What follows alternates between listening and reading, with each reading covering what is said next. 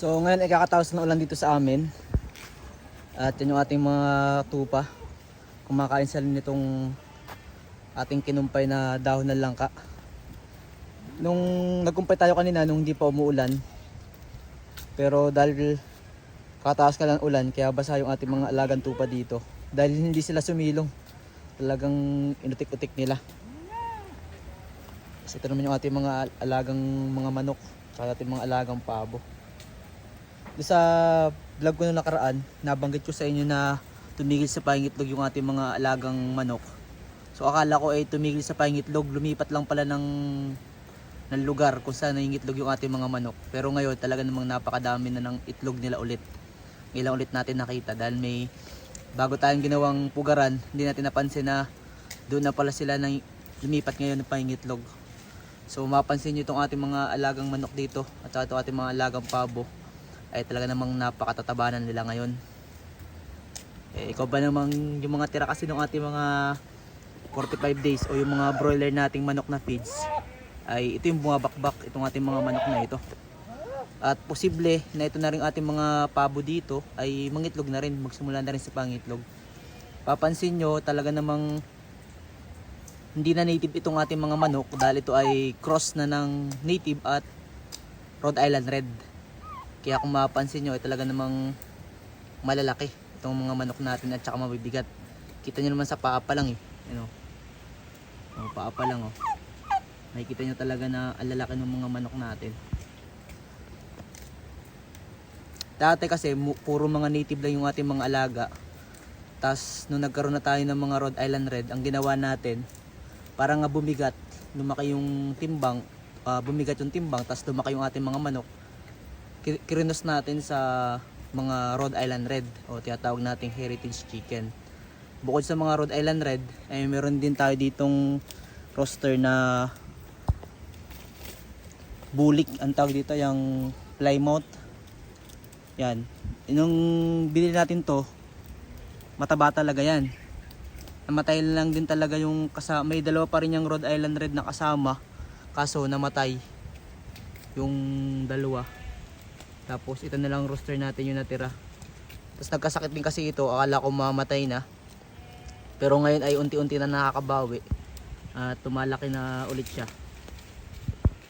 Ang tawag dito yung barred rock. Hindi ako nagkakamali yung kanyang kulay. Yan, pure din siya.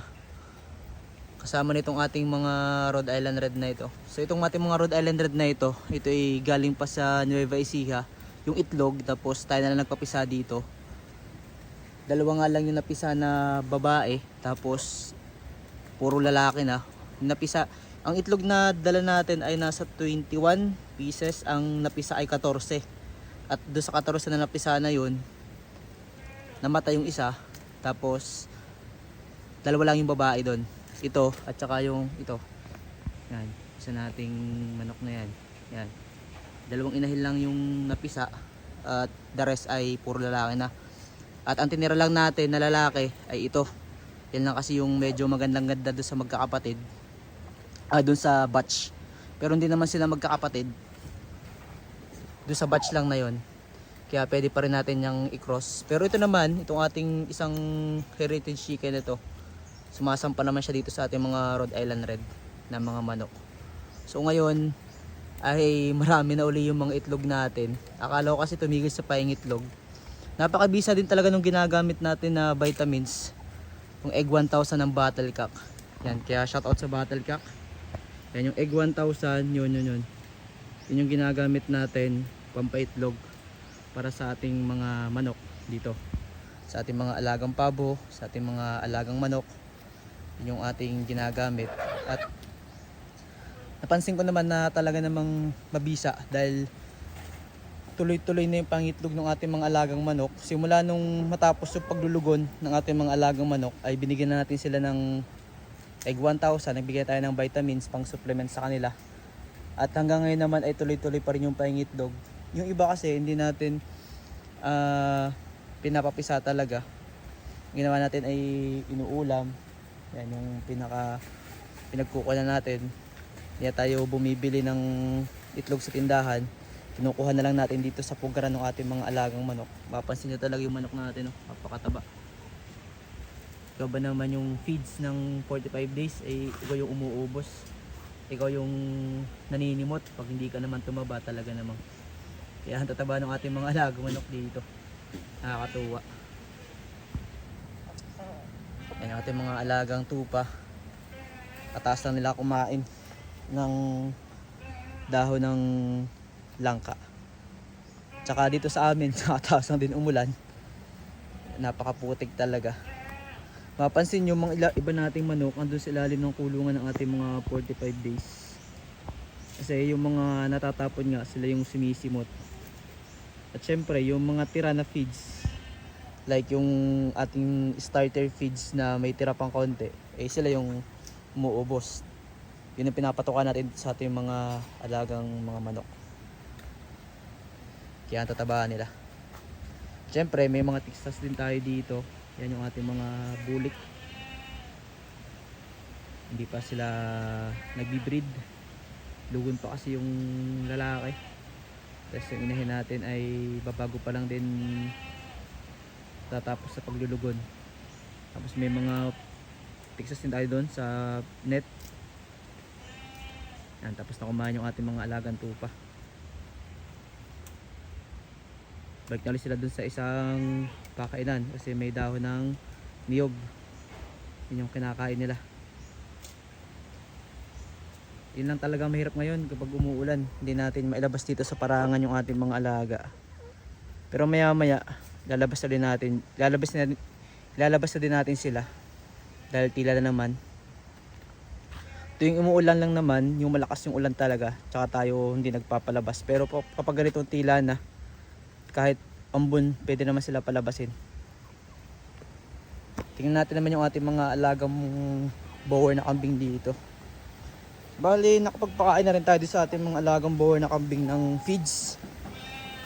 Magbibigay na lang tayo ng kumpay ngayon. May naging problema lang ako dito sa ating shredder machine dahil kailangan natin i-drain yung langis niya. Kaya mabili pa tayo. Yan. Ito yung ating mga kambing. Talagang nakakalabas na kayo sila. Tingnan nyo naman, oh. Yung ating goat house ay wasak na wasak. Yan. Mga kambing natin naghihintay ng kumpay.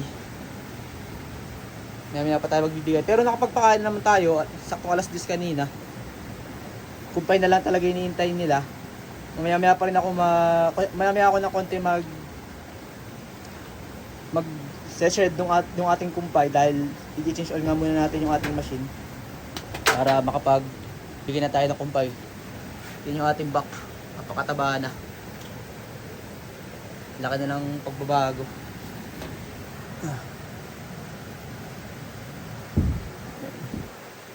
Napakataba. Lakas na rin niya kumain ngayon. Pero syempre, baka mabash tayo eh.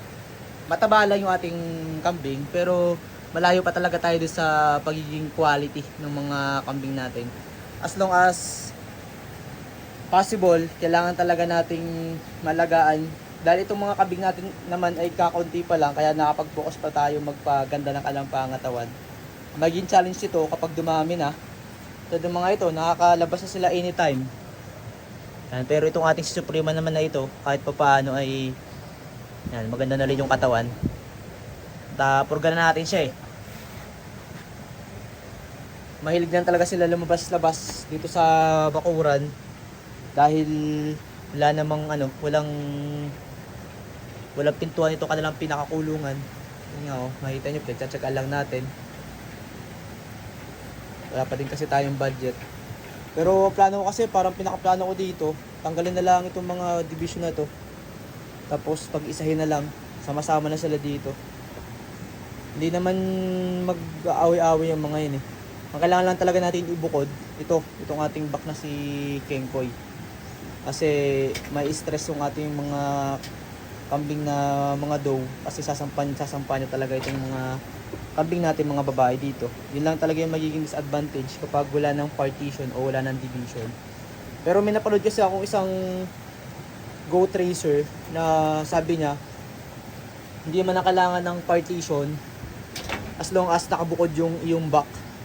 So subukan din natin yon. Ang ganyan natin itong mga partition na to. Tapos maglagay na lang tayo ng isang pinaka-gate din nila dito para hindi sila makalabas. Tapos maglagay tayo ng, ayusin na din natin yung pinaka kanilang pakainan. So ganun lang yung gagawin natin siguro. Yan, abangan nyo sa susunod nating vlog kung ano magiging update dito sa ating kambingan. Bali yan, natapos na naman natin yung ating farm chores dito ngayon. Nakapagpakain na tayo ng ating mga kambing, nakapagpainom na. Siyempre, napagbigay na rin tayo ng kumpay. Ito na lang, nasira kasi yung ating shredder machine. Hindi man sira. Napansin kasi natin na parang may something do sa oil. At yun nga, nagkaroon ng tubig yung langis. Kaya pala biglang namatay. So, kailangan natin i-drain siya. Tapos, linisin na rin natin yung makina ng ating shredder machine. Kapag nagawa natin yon, saka pala ulit tayo makapagiling ng kumpay nitong ating mga alaga. Alas 11 pa naman, maaga pa, at makapagbigay pa tayo ng kumpay dito sa ating mga alaga. Medyo, syempre, gutom na rin itong ating mga alaga nito dahil yung ating feeds lang naman yung ating binigay sa kanila. Kulang pa yun sa kanila, kailangan natin din talaga magbigay ng mga dahon, ng kumpay, kasi yun naman yung natural pagkain ng ating mga kambing. Kumbaga yung feeds, yun lang yung talaga pinaka-supplement dito sa ating mga kambing. Kaya, kasi yun din kasi yung nakakatulong para tumaba yung ating mga kambing. Kasi rich in protein yung feeds. Kaya mapapansin nyo, kapag binigyan nyo talaga ng feeds yung mga alagang kambing, ay talagang tumataba. Yun nga lang din talaga, medyo gagastos ka lang din. Dahil medyo may kamahalan lang din yung feeds. Pero unlike sa mga feeds ng manok at saka sa baboy, mas mura naman yung feeds ng kambing. Kasi dito sa amin, nabibili ko lang yung isang sako, yung 50 kilos na dairy cattle concentrate ng SEDC. Nabibili ko lang siya ng 1,070 pesos. Yun. Siguro, hindi ko na alam kung kasi dati 1 to yun. Kasi pag napunta kasi ako dun sa SEDC, dun sa tindahan, sa store, kilala na kasi ako doon ng mga cashier kasi nag-vlog nga ako. Napapanood daw nila yung vlog ko. Hindi ko alam kung siguro discounted na ako, kaya 1,070. I-comment nyo nga kung magkano yung kilo o isang sako ng SEDC sa inyong lugar. Kasi dito sa amin, ang pagbili ko kasi dati 1,200. Ngayon kasi 1,070 na lang. So comment nyo nga guys kung magkano yung kilo ng SEDC o yung dairy cattle concentrate ng SEDC dyan sa inyong lugar. So ayan, maraming salamat sa inyong pagsama dito sa ating vlog. At syempre, kung nagustuhan nyo itong vlog na ito ay pakishare and subscribe na rin itong ating YouTube channel. At syempre, pakilike and share na rin yung ating Facebook page at yung ating TikTok account, ang Hilawan Adventure. Kaya maraming salamat nga po pala sa muli nyong pagsama dito sa ating vlog. At walang hanggang pasalamat, tayo po ay mag C6K subscriber na dito sa ating YouTube channel. Kaya maraming salamat. At sa ating Facebook page, meron na po tayong 131. Tama ba? 131 follower. Parang 5K subscriber na ako dito sa ating YouTube channel. Kung di ako nagkakamali. And 6K followers na po ako sa aking TikTok account. So maraming salamat po sa inyo. At hanggang dito na lang. This is your Millennial Farmer, ang Hilawan Adventure. At hanggang sa muli, paalam.